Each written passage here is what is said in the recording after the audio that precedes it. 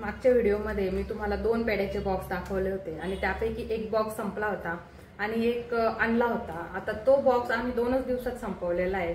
तो बॉक्स संपत नाही तर तिसरा बॉक्स आपल्या घरात पेड्यांचा आलेला आहे। आता हे पेढे किती दिवस खाऊ माहिती नाही, 2 दिवस खाऊ, 4 दिवस खाऊ की एकाच दिवसात संपवू ते काहीच माहिती नाही।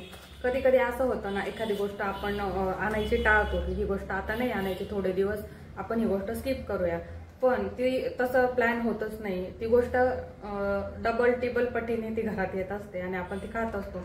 आता आम्ही असं ठरवलं होतं की आपण गोड बंद करायचं कम्प्लिटली, तरी पण सकाळी 1 कप चहातून थोडीफार साखर घेतो, पण आता हे अति प्रमाण होतंय आणि पेढे खाणं म्हणजे शौक झालाय आता आमच्यासाठी। आम्ही कधीही उठसूट पेढे खातोय, जसं रक्षाबंधन पासून पेढ्यांची चव लागली तशी उठले सुटले की पेढे, म्हणजे ती क्रेविंगच आमची जात नाहीये। आता हा प्रसादाचा पेढा आहे, पण काहीही असो पेढा पेढाच असतो।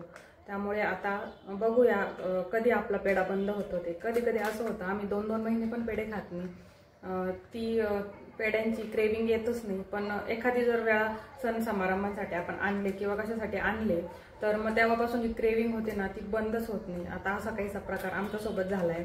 तुमच्यासोबत अशा एखाद्या वस्तूचा क्रेविंगचा प्रकार होतो का, किंवा जी गोष्ट टाळता तीच गोष्ट सारखी सारखी घरात येते, असं होतं का? होत असेल तर कमेंटमध्ये नक्की सांगा आणि तो कोणता पदार्थ आहे ते पण सांगा। आता व्हिडिओ कंटिन्यू।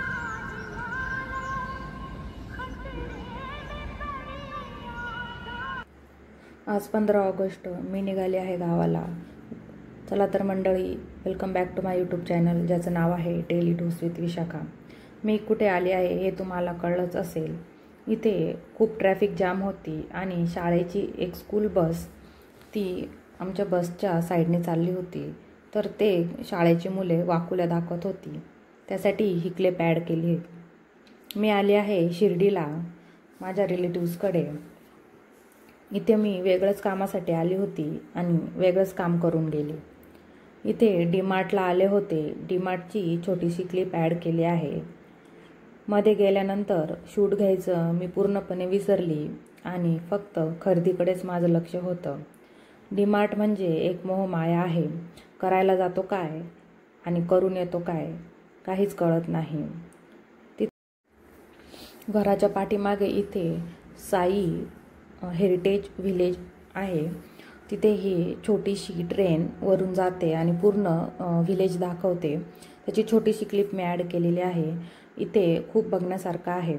2 दिवसानंतर घरी आले आणि आज होता श्रावण सोमवार, त्यामुळे मस्त देवपूजा करून घेतली। खूप दिवस झाले होते देवांना आंघोळ नव्हती, त्यामुळे इथे देवांना आंघोळ घालून देवपूजा केली। शिर्डीला दर्शनासाठी गेले होते, पण मोबाईल वगैरे घरीच ठेवला, त्यामुळे तिथल्या कोणतेच क्लिप्स मला घेता आले नाही।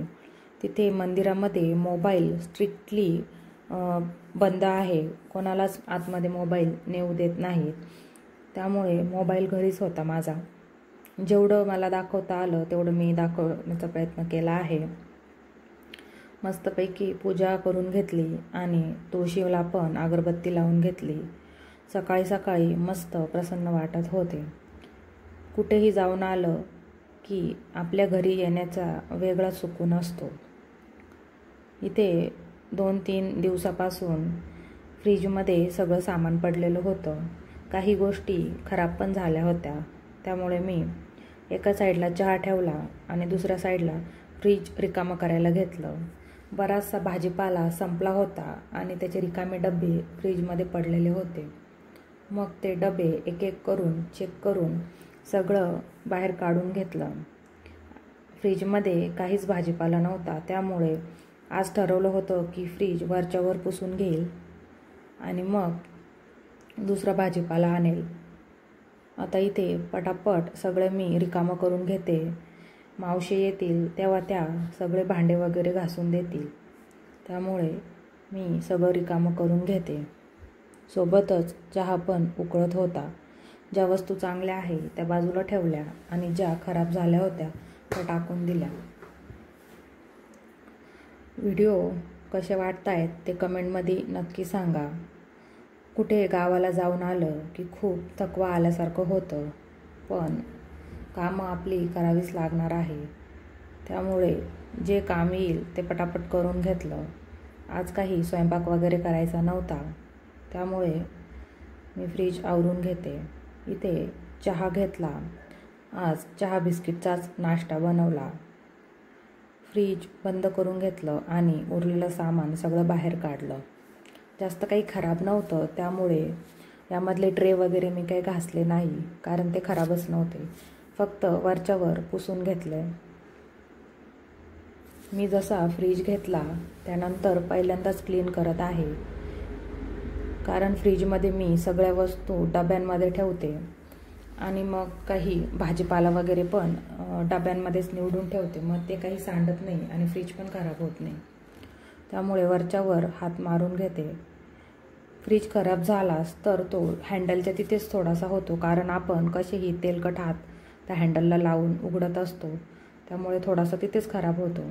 आणि बाकी इतर गोष्टी जर व्यवस्थित ठेवल्या ना तर जास्त दिवस फ्रीज क्लीन करायची गरज पण पडत नाही. आणि शक्यतो फ्रीजमध्ये ना उघडे वस्तू ठेवत नका जाऊ. झाकणांच्या डब्यांमध्ये किंवा स्टीलच्या डब्यांमध्ये तुम्ही त्या वस्तू ठेवून फ्रीजमध्ये ठेवा, म्हणजे मग स्मेल वगैरे येणार नाही. इथे छान फ्रीज क्लीन झाला होता. मस्त वाटत होतं. खूप दिवसानंतर फ्रीज एवढा मोकळा होता, नाहीतर कधीच राहत नाही. त्यानंतर घरातली कामं आवरून शॉपवरती आले आणि काही पेंडिंग काम होतं ते करून घेतलं. 2-3 दिवस कंटिन्युअसली सुट्ट्या होत्या, त्यामुळे पेंडिंग कामं पडली होती.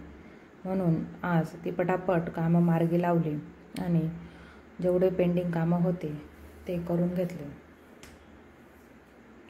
इतर दिवशी कामं नसले की मग टाईमपास करते, पण ज्या दिवशी कामं असलं त्या दिवशी ते करावंच लागतं. आज थोडं कमी काम होतं, त्यामुळे काही नव्हतं. बाहेर पाऊस चालू होता आणि आता पाऊस कंटिन्यू चालू आहे. इथे पार्सल आलेले होते. 2-3 दिवसापासून ते शॉपवरतीच पडले होते, त्यामुळे मी ते आता घरी घेऊन आले. थोडासा भाजीपाला घेऊन आले आणि दूधही आणलं. एका साईडला दूध तापवायला ठेवलं आणि लगेच भाज्या मोकळ्या करून घेतल्या. पाऊस चालू होता आणि आता भाजीपालासुद्धा थोडासा ओला यायला लागला आहे आणि त्याला माती पण असते. म्हणून मग ज्या काही फळभाज्या आहेत त्यांना मी पाण्याने स्वच्छ धुवून घेतल्या, कारण त्या हातात जरी घेतल्या तरी हाताला माती लागत होती. आणि धुवून थोड्याशा वाळवून ठेवल्या का म्हणजे मग कापताना परत धुवायची गरज पडत नाही. इथे टोमॅटो आणि बटाटे धुवून घेतलेले आहे. धुवून ते आता मस्तपैकी वाळवून पाणी निथरून घेणार आहे. नंतर ते ट्रेमध्ये ठेवून घेईल. टमाटे शक्यतो फ्रीजमध्ये ठेवू नये.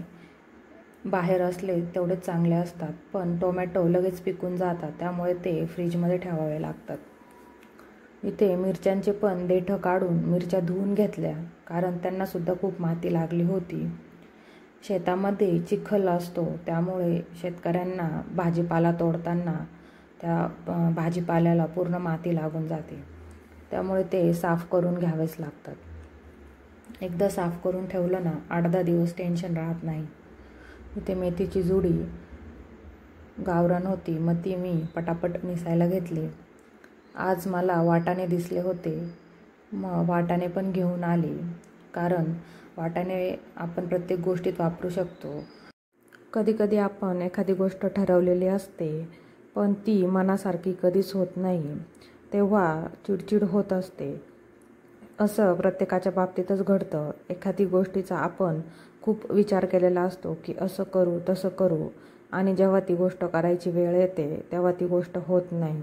असं तुमच्यासोबत पण झालं आहे का कधी? कमेंट करून नक्की सांगा. माझ्यासोबत पण असंच झालं. मी एखाद्या मोठ्या देवस्थानाच्या ठिकाणी रिलेटिव्ह राहणे म्हणजे एक वेगळाच फायदा असतो. तसाच फायदा मलासुद्धा झाला. तिथल्या स्थानिक लोकांना मंदिरात डायरेक्ट एंट्री मिळते, तसंच मलाही मंदिरात डायरेक्ट एंट्री मिळाली.